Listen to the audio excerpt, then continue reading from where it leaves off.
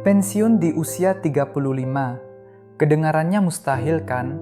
Tapi kalau kamu ngerti logika finansialnya, semuanya bisa dihitung. Dan setelah kamu lihat angkanya, kamu bakal sadar, makin cepat mulai, makin gampang punya kebebasan finansial. Ada konsep terkenal di dunia finansial, 4% rule. Sederhana banget. Kalau kamu punya aset 5 miliar rupiah, kamu bisa tarik 4% per tahun tanpa bikin aset itu habis. Itu kira-kira 200 juta rupiah setahun atau 16 juta rupiah per bulan. Sekilas angka ini kelihatan cukup, tapi ada satu masalah besar, inflasi.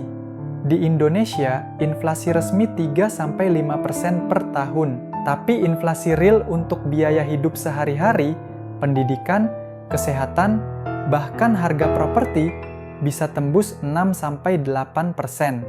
Artinya, 16 juta per bulan hari ini, dalam 10 tahun ke depan, nilainya bisa turun jadi setara 9 atau 10 juta. Dengan kata lain, 4% rule yang populer di Amerika tidak sepenuhnya relevan di Indonesia kalau asetmu hanya diam dan tidak mengalahkan inflasi. Jadi syarat utama pensiun muda bukan sekadar punya 5 miliar rupiah, tapi punya aset yang tumbuh lebih cepat daripada inflasi. Kalau dana disimpan di deposito dengan bunga 3%, nilainya tidak akan mengimbangi inflasi.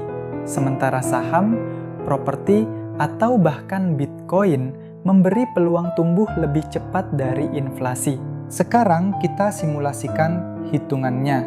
Kalau mulai investasi dari usia 25, dengan return rata-rata 10% per tahun, target 5 miliar rupiah di usia 35 baru bisa dicapai kalau kamu sisihkan sekitar 26 juta rupiah per bulan.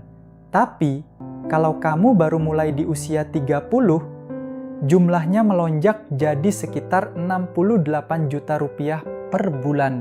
Bedanya cuma 5 tahun, tapi beban nabungmu bisa hampir 3 kali lipat. Dan disinilah letak kuncinya. Bukan sekedar punya 5 miliar rupiah atau tidak, tapi ada dua hal yang jauh lebih penting. Pertama, aset harus mampu tumbuh lebih cepat daripada inflasi. Kalau tidak, daya beli pasti terus tergerus.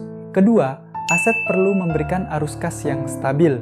Tanpa arus kas, investor sering terpaksa menjual pokok investasinya, dan disitulah banyak orang gagal mempertahankan kebebasan finansialnya. Kalau kalian merasa insight ini bermanfaat, jangan lupa subscribe. Kita akan terus bahas strategi finansial dengan cara yang cerdas dan terukur. Sampai jumpa di video berikutnya.